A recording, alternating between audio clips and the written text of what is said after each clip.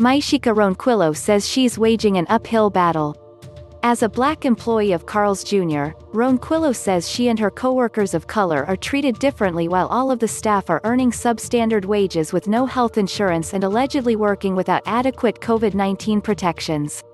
We need a fair wage, health insurance and hazard pay for being forced to work with people who have COVID-19, the 38-year-old Los Angeles resident said. They are not telling these people to go home.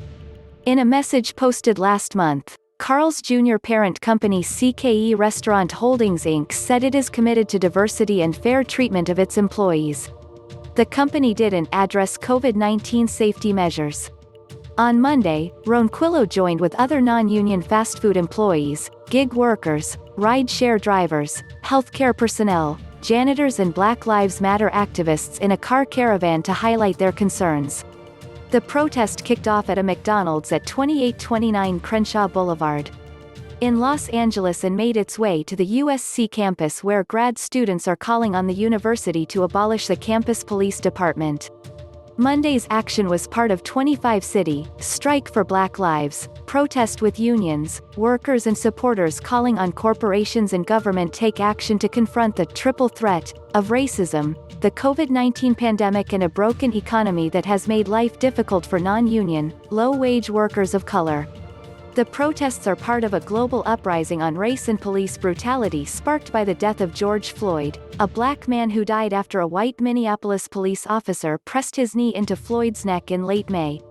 Workers walked off their jobs for 8 minutes and 46 seconds Monday to remember Floyd and other blacks killed by police and to demand an end to the systemic racism that led to their murders.